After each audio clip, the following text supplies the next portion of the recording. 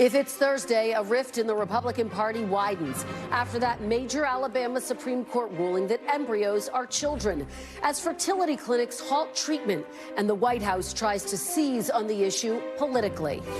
Plus, divisions in both parties on full display as some Democratic voters in the critical battleground state of Michigan look to rebuke President Biden and his handling of the Hamas war at the polls. And after months of inaction on Capitol Hill, the White House is now considering cracking down on the southern border with new asylum restrictions without the help of Congress. I'll talk to a Republican House lawmaker who's still holding out hope for a bipartisan deal.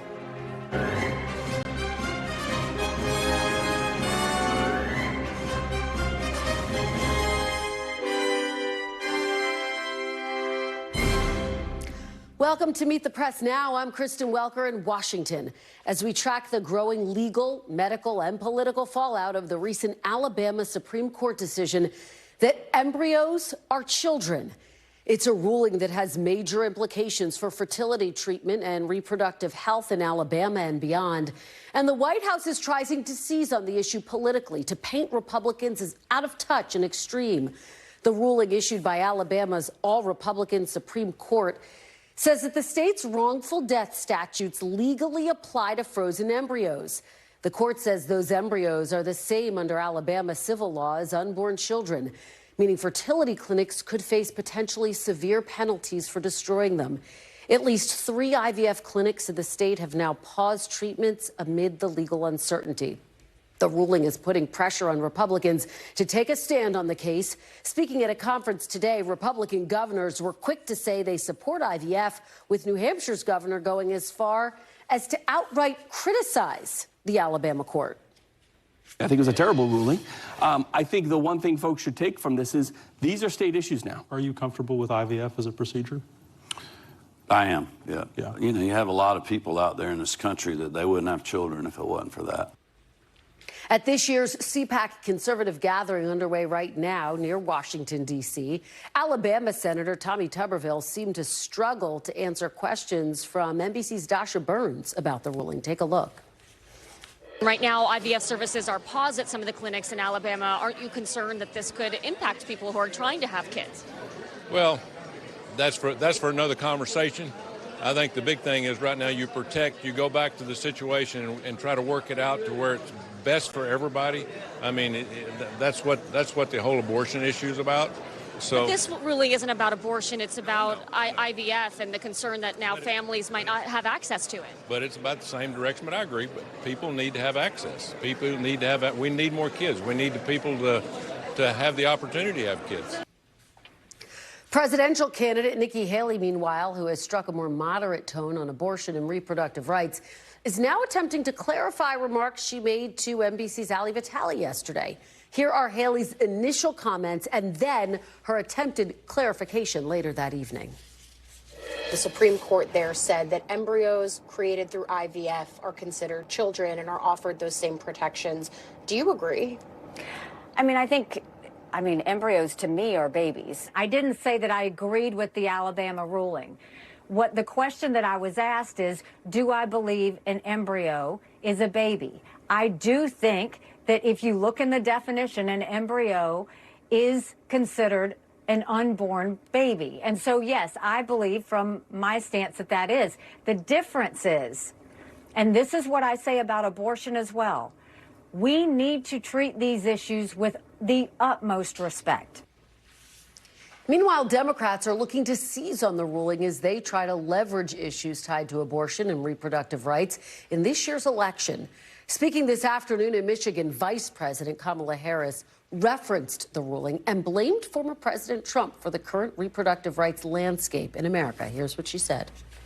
So on the one hand, the proponents are saying that an individual doesn't have a right to end an unwanted pregnancy. And on the other hand, the individual does not have a right to start a family. When you look at the fact that the previous president of the United States was clear in his intention to hand-pick 3 Supreme Court justices who would overturn the protections of Roe v. Wade, and he did it.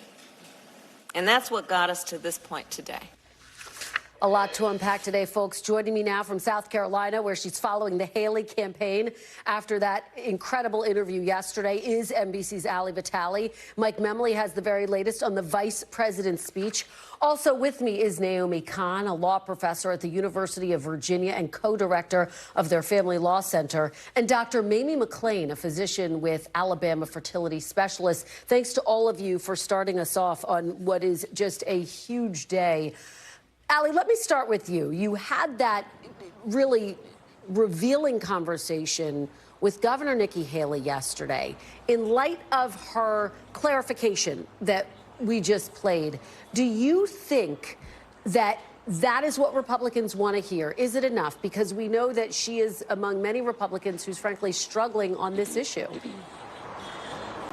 Well, look, I do think that as much as we have all been talking about the comments that she made to me yesterday, and then, of course, the cascading effect that they've had as more Republican governors have then been forced to answer the question, as well as other Republican lawmakers writ large, it marks a litmus test in political circles. But in the brief conversations that we've had with voters out here, I'm not sure they've trickled in as much as we might assume. That being said, when we've told voters what Nikki Haley said, many of them say that that's not what they believe about IVF, and that there should not be limitations placed on would-be parents trying to seek fertility care so that they can start a family. That's why Nikki Haley, though, is beginning to try this walk-back clarification that she's attempting to do. Of course, to me, there's two problems with what she said last night on CNN. The first, of course, being that she said she wasn't asked a question that she was. I did directly ask her, as you played, what the Alabama Supreme Court did and if she agreed with what they decided here. And then, of course, the second part of it is she seems to not be engaging with the idea that this is not popular among the American public. And for someone who has tried to be such a moderating voice on reproductive access and abortion, this is really out of step with that persona. I think for me, it's why I asked so many follow-up questions over the course of the next few minutes in that interview, trying to understand where Haley's position on this was, because, again, it is out of step with the sort of nuanced position she's tried to espouse out here on the campaign trail on a really thorny issue for Republicans. And I think that right there, Allie, that finding a nuanced position that resonates with Republicans is the very challenge. I think that so many Republican candidates, whether running for president or other offices, have right now. Let's talk about the perspective of other Republicans, because I've spoken to a number of Republicans who say they are concerned that there is not a unified message when it comes to reproductive rights, whether we're talking about abortion or now, of course, this issue,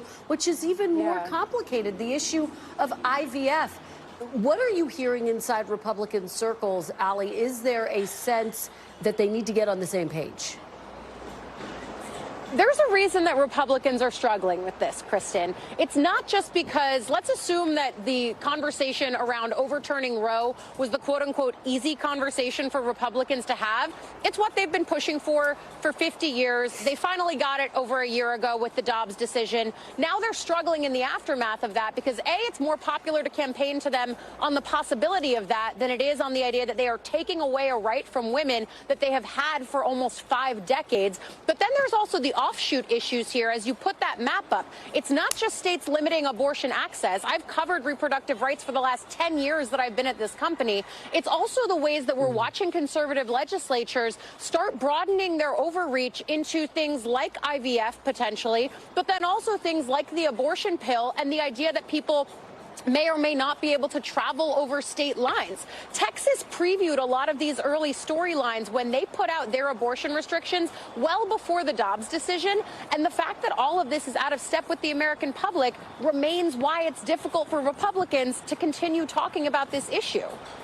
Absolutely, Allie. Great analysis. And again, congratulations on an incredibly news-making interview with Nikki Haley yesterday. We really appreciate your bringing it to us. Let's turn to Mike Memley now. Mike, you are out on the trail with Vice President Harris. Not surprisingly, she has seized on this issue. This is something we've heard her talk forcefully about before. A lot of Democrats feel like this is her strong suit, talking about issues like reproductive rights. What did you hear today, and what do you think the big takeaways are? Do you think we're going to see an even larger ramp up in her schedule now, Mike, given this new development on IVF?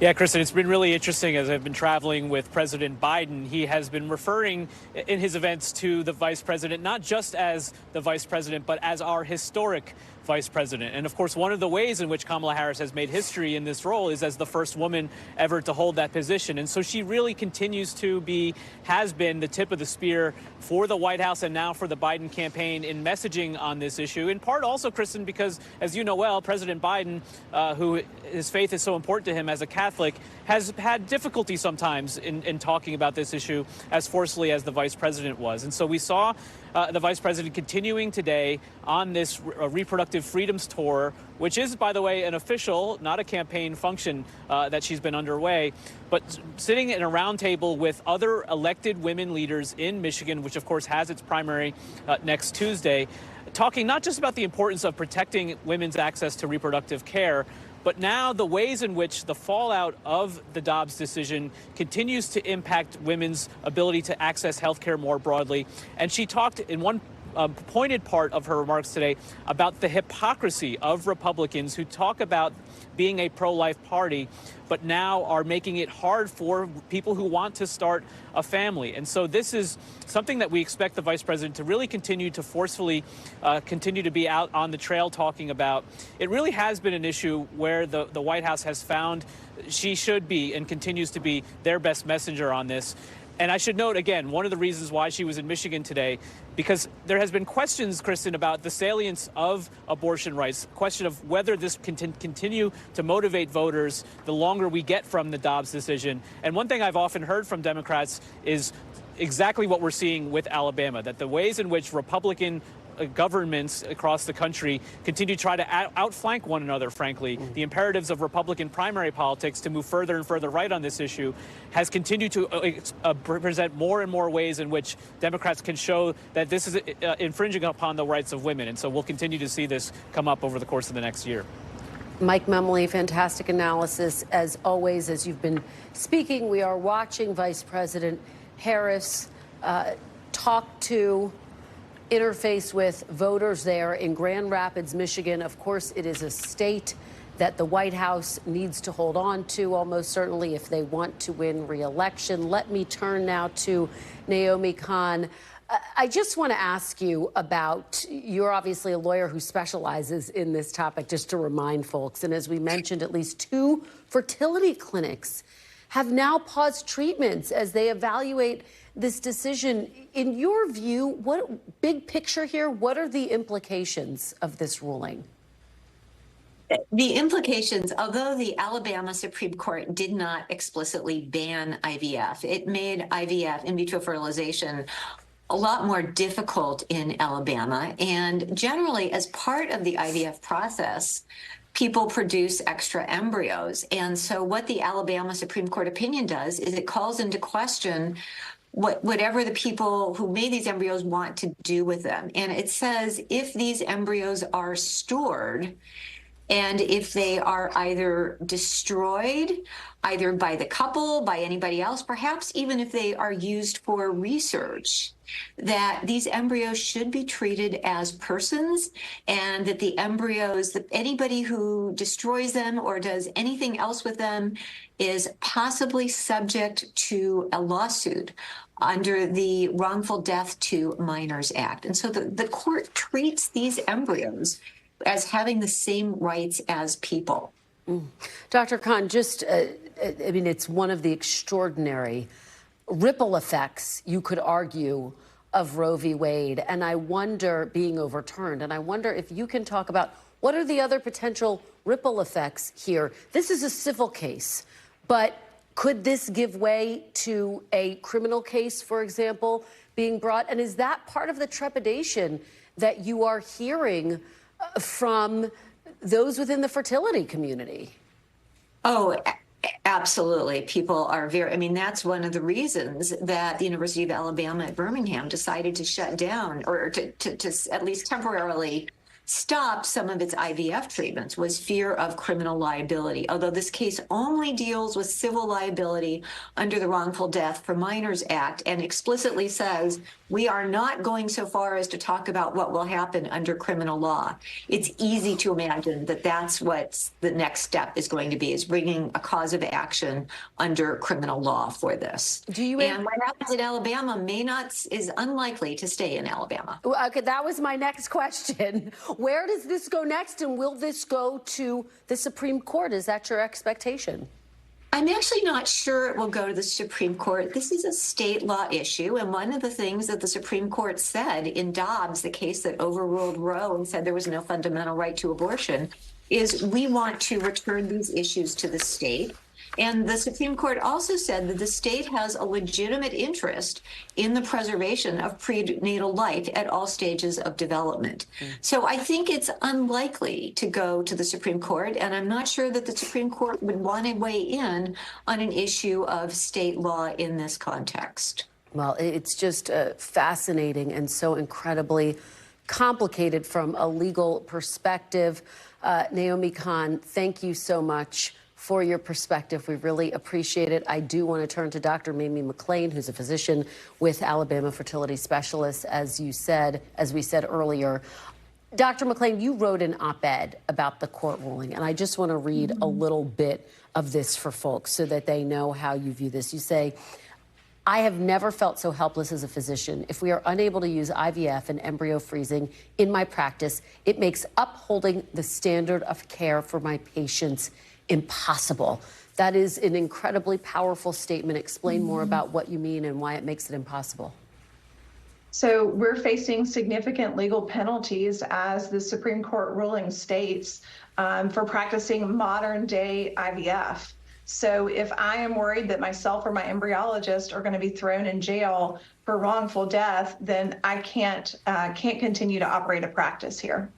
There are a lot of people who may not understand exactly how IVF works. Can you walk us through, how embryos are frozen and why many patients have multiple embryos that are frozen? Why that is such, an important part and a normal part of the IVF process?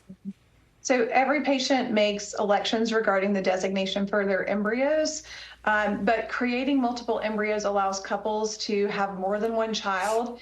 And, while we wish that every embryo implanted 100% of the time, best cases, it's only 50 to 60%. So most people need 2 to 3 embryo transfers to have a healthy baby. Yeah, it's such an important point to make that often an initial embryo transfer doesn't necessarily take. And then in terms of what happens to the embryos next, you referenced this. Couples have a choice. It's not as if all of these embryos just get tossed away. Couples have a choice if they want to donate them, if they want to donate them to science, to another couple. And yes, one of the options is also for the embryos to be destroyed, right? Yes, correct. Those are the options as it stands now, and we're not clear on what that looks like now after the Supreme Court ruling. And what about for couples who decide that they're going to keep their embryos stored for several years? There's a financial cost to that as well, right? There is. There's a financial cost to keeping embryos frozen, as well as to shipping embryos to different sites across the country. So unfortunately, our patients are bearing the burden of this decision. It will lead to IVF clinics closing and ultimately fewer babies born in Alabama. And I just want you to talk kind of on a more personal level, because again, your clinic announced they are pausing treatment for now as you sort through the legality of all of that. Talk through what that means for the families who are trying to expand their families, and how that's, what are they saying to you about how that's impacting them? So they're devastated. These are heartbreaking decisions that we made and discussions that we're having to cancel a transfer for a patient who's been prepping for this for 3 months. And essentially I'm telling them that they're not able to become pregnant. We believe that it's a fundamental American right to choose to become a parent, to choose when that happens and how that happens. And this fundamental American right has been taken away by the Supreme Court ruling. So, Dr. McLean, for families who are not going to give up, What is your message to them? The families in Alabama who say, we are going to be parents no matter what. What do you say to them? So we're by your side. We won't give up until there's a path forward to offer modern day fertility care in Alabama. Share your story, spread awareness, call your legislator. We're so hopeful that the state of Alabama, that the legislature can find a workaround to offer IVF. All right. Well, Dr. Mamie McLean, thank you so much for being here. We really appreciate it. Thank you. Thank you. Coming up, Republican divisions run deep and go far beyond abortion and reproductive rights. We'll dig into what that means for November. Plus, we're live in battleground Michigan, where it's Democrats' divisions on display as key voters there say they're not backing the president in Tuesday's primary because of his handling of the Israel-Hamas war. That's next. You're watching Meet the Press now.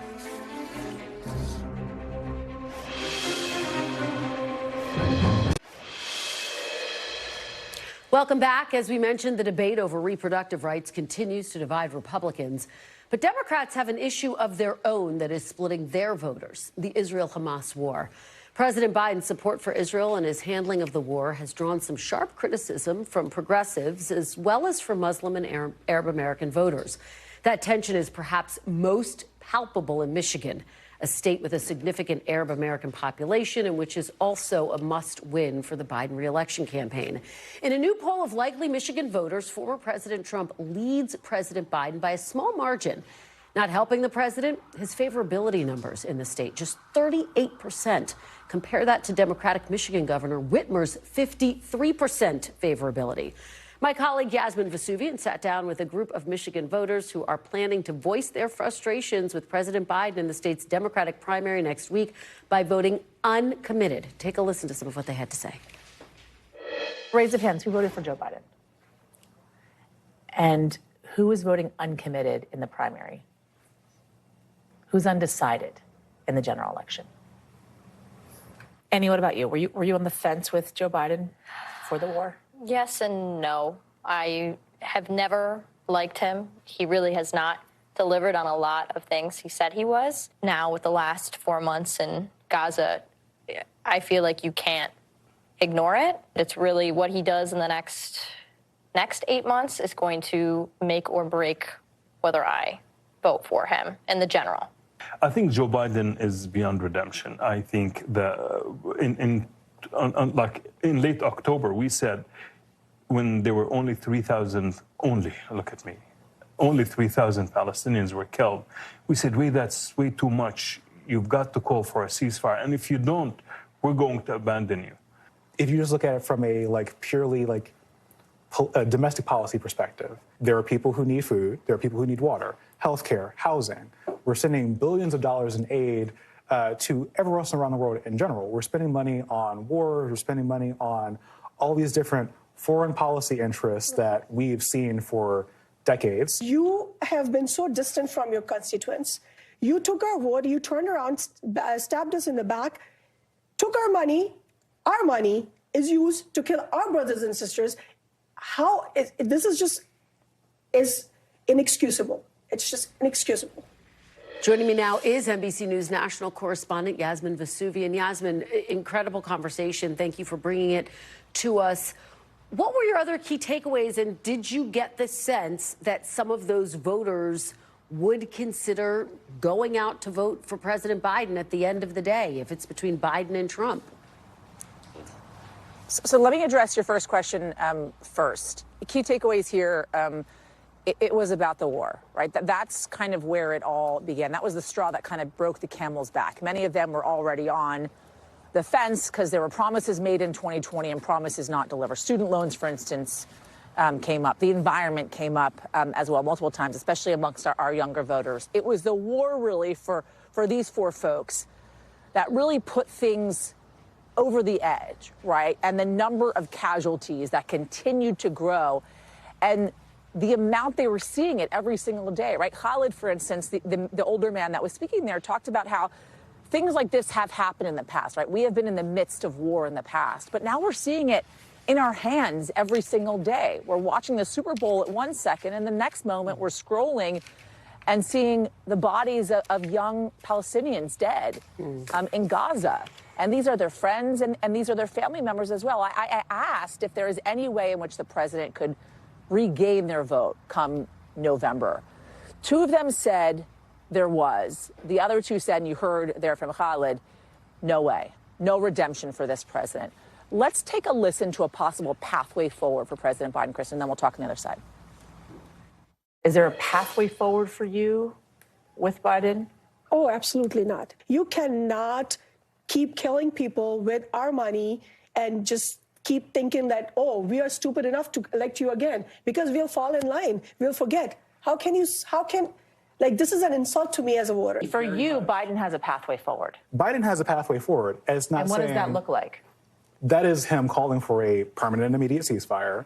The straightforward, simple answer for the Biden administration is push for a ceasefire, stop aiding Israel in their war crimes, and I guarantee you there are enough people who would be willing to deal with it and vote for the man. It is, in so many words, insane to me to have the Democratic Party and the Biden administration sit here and essentially say, if Trump happens, it's your fault.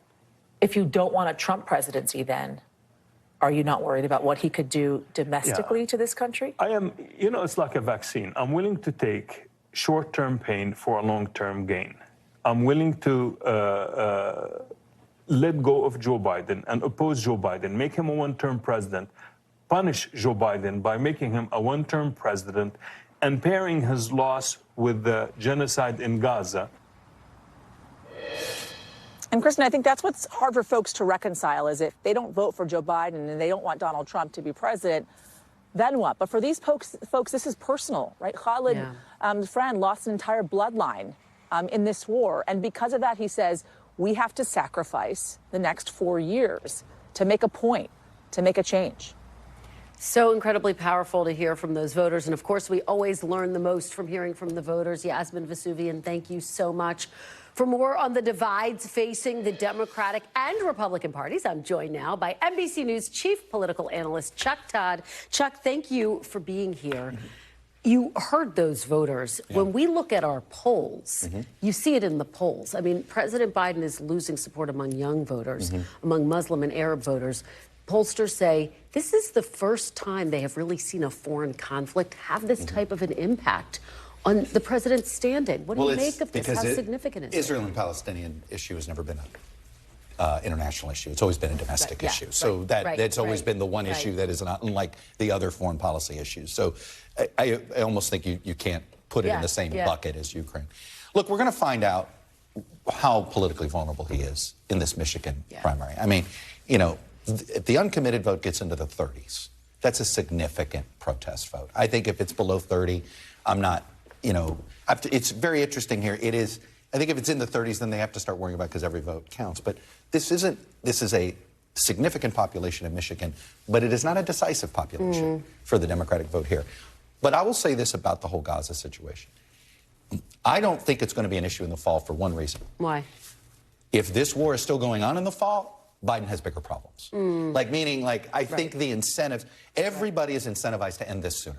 Yes. Bibi Netanyahu's politics are messed up. He cannot afford. He knows Biden is going to throw him overboard before the fall. That's the most likely outcome if he doesn't agree to some sort of stoppage here. So the incentives for everybody to sort of pull back here are there. So I am one of those who believes we are going to have a ceasefire. It's going to happen probably before Memorial Day, if not much sooner than that. But if we don't, and this is in the fall, I think this is a absolute huge drag on Biden all the way through, because it adds to the sense of he just doesn't have command of the situation. Right. It becomes a much bigger problem. As you say, Rashida Tlaib is telling people to make this uncommitted vote, to stay at home.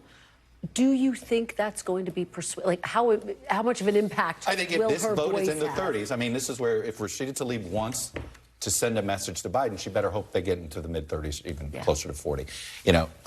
It's a free vote to do it, right, in many cases. I'm skeptical that it will get that high. Okay. But if it does get that high, then I think it does probably focus the mind of the Biden White House even more. But I'm convinced that they already know this. They can't afford this. Cannot be a hot war in the fall. Right. It absolutely will drag him down. Well, that's why they're making various trips, the Secretary of State, to try 100%. to get that ceasefire and hostage deal done. I want to turn to your column this week because you focus on the divides within the Republican Party, which you say are just devastating. I'm going to read a little bit of what you write. You write, the GOP is likely too divided to win. And until Republicans can agree on an ideology that unifies and on a character that unifies, it's going to be a similar story to what they experienced in 2018, 2019, 2020, 2022, and 2023. That is a bold statement. No, well, you know, I do think the reason I focused on this is because I think a lot of legacy media and a lot of partisan media, sort of, particularly on the left, does it sort of lumps Republicans all in one column. It's like, look, Trump has control of the party, but he doesn't own the entire party. Nikki Haley's out there getting 30 to 40% of the vote, and she's going to continue, even though... That's why she's not dropping out. Even though the message has been sent, you know, she can't win. All of her voters know that. Yet they're still willing to cast an anti-Trump vote. You've got a Senate candidate in Arizona secretly taping the state party chair. You got two different state party chairs in Michigan. Texas Republicans shoot each other all the time. It was a Republican House that impeached a Republican Attorney General who was acquitted by a Republican state Senate. And so this is a party. Trump really has the party. It's not evenly divided, but it's extraordinarily divided. And in an election that is going to be decided by small margins. This is why when you look around, particularly in the state of Michigan, I know we sit here and you talk about this Arab American vote. It is, there's no doubt it's potentially crucial. Yeah. But I would posit that the Michigan Republicans and Trump, it's so damaged there between abortion, that it, in some ways it counteracts it, right? And you have this, look, they're similar. Many of these battleground states, there are two wings of the Republican Party at each other's throats. So yes, there's some divides in the Democratic Party, but Joe Manchin still says nice things about Joe Biden. You think ultimately he's going to vote for Joe Biden? You think he comes around? Well, did you see his interview? On one hand, he's worried about the future of the American Republic if Donald Trump wins re-election. And on the other hand, he wishes that Biden wouldn't speak so woke. I mean, it's sort of, it's sort of like, geez, I wonder how you're going to vote, Senator Mitch. You hold up one as a threat, existential threat, and you hold up the other as a disappointment. Right. So which way are you going to vote? You think he's going to make his announcement sometime this summer? I would assume he'll try to do it when it matters. All right. Chuck, thank you. Thanks, Great Krista. to see you. Appreciate it.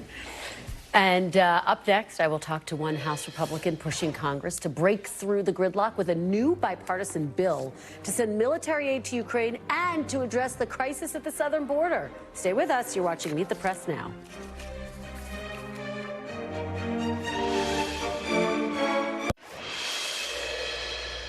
Welcome back. With border security currently stalled in Congress amid pressure from former President Trump, President Biden may be gearing up to go his own way on the border. My NBC colleagues today broke the news that President Biden is considering executive action that could prevent individuals who illegally cross the border from claiming asylum in the United States. Now, that was a key part of the bipartisan border bill Republicans shot down in the Senate. In a statement this afternoon, Speaker Johnson, who's long called for Biden to take executive action at the border, referred to reports that he would use presidential powers to reform the asylum system as, quote, election year gimmicks that won't secure the border. Joining me now is Nebraska Republican Congressman Don Bacon. Congressman Bacon, it is always great to have you and to see you. Thanks for being here. It's great to be with you. Let's start right there with these executive actions that my colleagues say President Biden is considering. Effectively, they could restrict asylum claims at the border. Of course, it comes after the Senate blocked that compromise deal with similar policies. Would you welcome that action by the president? Is that the right move? Yes. I'm less worried about the political pros and cons, what's going to help out 2 months from now, 4 months ago. Let's fix things now. The American people want this, and it's the number one issue in our district is the border security. 7 million people have been released in the country. It's created tremendous amounts of strain in our cities. So I say, yes, take action now. We've always known the president has had authorities that he's not decided to take advantage of. And so I would move on it. But in the meantime, we've offered some legislation that would remain in Mexico, Title 42, myself and a few bipartisan colleagues of mine to help mandate some of these things. Instead of making them optional, let's mandate them. But I welcome any fixes at the border at any time. I want to talk to you about your legislation in just a second that you're proposing, but let me just get your reaction to what we've heard from Speaker Johnson. As I just read in that statement, he called this potential executive action, quote, an election year gimmick that won't secure the border. And of course, what's notable about that, he's been the one, including on this program, calling for President Biden to take executive action, unilateral action. Do you think he's trying to have it both ways? Is he undercutting his own argument here, Congressman? Well, I think the president is saying what Speaker Johnson was saying 3 months ago, that he could take action. The president said he couldn't, that he had to have legislation from the House. And, you know, frankly, the president's had these authorities for 3 years, and now he's talking about doing it. That said, we can argue going backwards all we want. We want to fix problems now. And I'm more interested in solving problems for our country. And this is the number one issue facing like New York, Denver, Chicago, I could go on and on. And so I think instead of pointing fingers, let's move forward. That would be my thing. But the fact is, the president just said what the speaker's been saying all along, that he could take actions right now. Yeah. I mean, the challenge, of course, with unilateral actions, as you know, as we saw during Trump, I covered the Trump administration, they are often blocked by legal challenges. So he will take this executive action. We'll wait and see what happens. It could get blocked. That's part of the argument for why he hasn't done so far, and why he has been calling for, and a number of Republicans, your Republican colleagues, have been calling for real legislative change. But I guess the question is, and that said, I think we should be doing legislative fixes. And there was a lot of good things that were in that Senate bill. Of course, it didn't pass the Senate. You got to get 60 votes. But there were a lot of positives that could be built on legislatively there. Well, let me follow up with you on what you are working on, because you're working on a border bill with a bipartisan group of House members. And as you say, it has things like remain in Mexico in it. Now, of course, the challenge there is Mexico has said they don't want to work with us on remain in Mexico. The United States would need Mexico's help. But just on the politics of this, have you spoken to Speaker Johnson? Is he open to bringing this to the House floor? What do you think the reception's been so far? We were scheduled to talk to him Thursday night, but then, as you know, the schedule changed. So I talked to his staff. The staff was optimistic. I'm not going to say they committed for him, because only the speaker can do that. But I saw a lot of optimism. A lot of the chairman of subcommittee or of the committees are supportive of this. But we got more work to do. I can't say for sure how the speaker will fall on this. I do know this. He wanted to secure the border. And by the way, Mexico will work with us on this if it's a priority of the president. President Trump engaged Mexico, and they accommodated him on this. They would do the same with President Biden if he made this a priority. But I know the speaker wants to secure the border, and he wants military aid to Ukraine and Israel and Taiwan. And he thought the Senate bill was too much. Our bill cuts $30 billion off of their Senate thing. So I see a lot of goodness in our compromise legislation. Okay, well, we'll track and see what happens. As you know, the Biden administration has been working with Mexico on a range of different issues, including trying to crack down on fentanyl. But I do want to stay on foreign policy. Former President Trump, as I'm sure you're aware, again said this week that he would not honor the NATO alliance with member states that don't meet their defense spending benchmarks, basically. What was your reaction to that? What kind of a message do you think that sends to Vladimir Putin? Does that effectively invite him to come in and invade other countries? On one hand, it could be said a lot better, because I know what his goal is. He wants all the NATO countries to put in 2%. And that's what he should say. He should say it just that clearly. Now, all the countries bordering Russia are doing over 2%. They're the ones who are at risk to Russia. So when you look at all the practicality of it, the Baltic countries, Poland, Romania, so forth, they are over 2%. And they're the ones that would be most likely attacked by Russia if anything happened. But, Congressman, as you know, I mean, former President Trump said he would tell Russia to do whatever the quote-unquote heck they wanted to do if one of these countries didn't meet their commitments. Do you think that NATO would survive a second Trump administration? Well, I'm a big supporter of NATO, and I think we should be, if you have problems with a friend, you talk to them privately, right? Because I want to maintain our alliances. I see America as the indispensable nation for freedom, but we can't do it ourselves. We have to have friends. And so I would do more to nurture the NATO relationships, Japan, future relationship with India. And I surely would not want to undermine NATO, because I think our security ultimately is at stake. So I would surely recommend more diplomatic ways of going at this. But yes, we want France and Germany to pay 2%. Yeah. And that's a good thing to say. But I think it could be done much better. Let me ask you, of course, about what has been really the top of every headline, this Alabama court ruling that frozen embryos can be considered as children under state law. As you know, several care providers in the state have now canceled IVF appointments. Do you agree with that ruling, Congressman? Well, whether or not I agree with the ruling, I think they should modify the law because, you know, the courts are just, you know, they're representing what the law is. We want moms and dads to have children if they want to have children. And I think, you know, the in vitro fertilization, it's allowed, you know, husbands and wives that want to have children that can't to have them. And so I think the real goal here would be to modify the law that enables folks who want to have children, because I think ultimately that's the right answer. So when you say modify the law, it sounds like you disagree with the court ruling. I disagree with the end state. I think the court ruling is interpreting the law. So the Alabama will probably have to modify the law to make this permissible. And we would want that. We want moms and dads, or we want husband and wives, if they want to be parents, to give them that opportunity to be a parent. All right. Well, Congressman Don Bacon, as always, we appreciate your perspective. Thanks for being here. Thank you. All right. Thank you. Talk to you soon after the break. Fears of retribution, brand new reporting on how some folks are preparing for former President Trump's potential revenge tour if he takes back the White House. You're watching Meet the Press Now.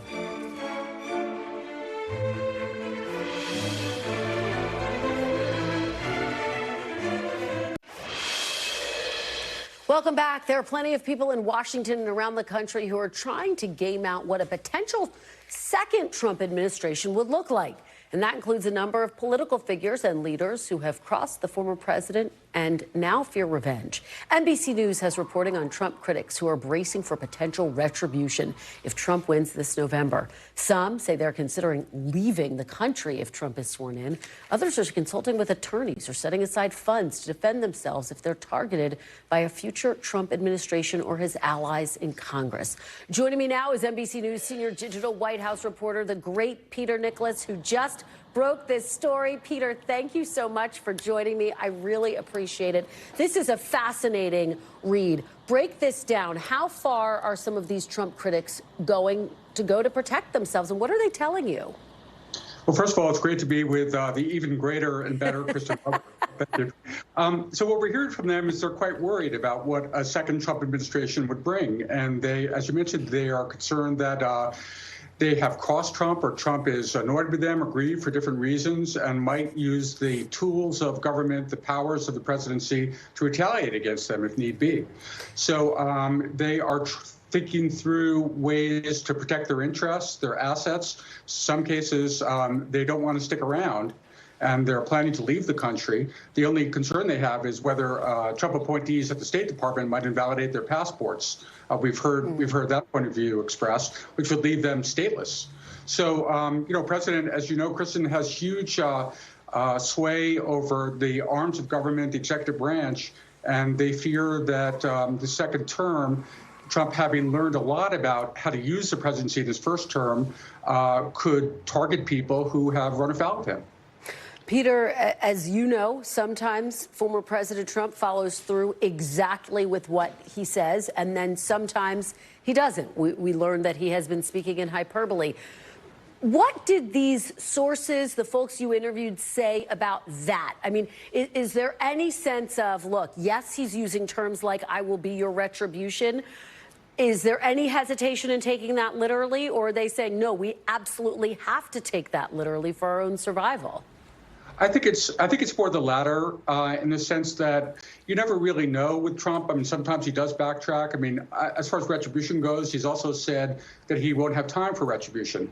But people don't necessarily want to take that chance. They don't want to gamble with their own lives. So you have that issue, and it remains to be seen. I think one lesson that's learned from the first Trump term, there are a lot of people who come away saying you need to take him both seriously and literally. And if you don't, you do that at your own peril. So these are some of the stakes in this election for a number of people who know Trump well, worked with him in the White House, did their jobs as they saw fit, or spoke the truth as they saw it and, wound up running afoul of him. Peter Nicholas, really fascinating. It is just out right now. You can get more of Peter's reporting on this in today's issue of the new NBC News Politics newsletter from the Politics Desk. Peter, thank you so much. Great reporting.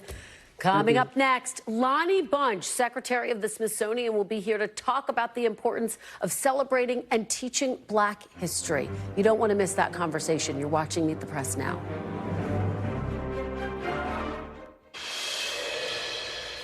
Welcome back. February is, of course, Black History Month. This year, we celebrate at a time when there is a national debate about how Black history should be taught. Late last year, 157 years after the Atlantic magazine published Frederick Douglass's famous essay on Reconstruction, the magazine revisited that fraught era in American history. Among the authors featured in that edition, Lonnie Bunch, Secretary of the Smithsonian, who asked the question, why is America afraid of Black history? And Lonnie Bunch joins me now in person. Thank you so much for being here. It's wonderful to see you. My pleasure. Thank you. Let's start right there with that question you asked in The Atlantic. Why do you think America is, as you say, afraid of Black history? I think in part it's a lack of understanding about history. It's the notion that if you illuminate the dark corners of our experience, that what you're doing is making people feel guilty, that you're exploring issues that are no longer important. But the reality is history shapes who we are to this very day. And I think the real thing to understand about Black history is this is aspirational history. This says we want to be a country that lives up to its ideals. So why be afraid of a history that simply says, let's do what the founding fathers said we should be? And you say it's not just Black history, but the history also of Reconstruction, focusing on that critical moment in our history. Why is it so important to reflect on that right now? Well, Reconstruction was that moment when the country said, let us change, let us live close to those ideals about freedom. I mean, 4 million people gained freedom at the end of the Civil War. And there was this attempt to say, how do we make sure we integrate them and give them the right to be Americans? I think it's really crucial as you think about immigration. We really need to look at Reconstruction and say, where did it really go right and where did it go wrong? And it went wrong because so many Americans ran away from it. And I think we need to realize that what history tells us is if you work hard and aspire to the dreams of America, you can be the nation of our dreams. How do you see the Smithsonian's role playing out against the backdrop of this broader national conversation that we are having? I have to say, whenever I have friends and family in town, we go to the Smithsonian, we go to the African American History Museum because it is an experience, it's immersive, and it really takes you through the different stages of Black history in this country. My hope is that as long as the museum is there, it means that as long as there's in America, the country will get a chance, the world will get a chance to understand history and African-American experience. What I hope more than anything else is that people recognize that this is a story not of guilt, but of hope. It's a story that really helps us understand who we are now, but really points us towards a better aspirational future. What more can you want but to be a nation that's a work in progress? And history tells us where that progress needs to be made and where it has been made. And for me, Black history, history generally, is this amazingly inspirational reservoir that I dip into for hope and understanding. And you write in The Atlantic that while you were doing this work and while you were exploring your own family's roots, you were actually brought to tears. Talk a little bit about that moment. It's extraordinary what you discovered. Well, I realized that I'd heard that we had a family member named Candace Bunch, who was the oldest enslaved person we knew.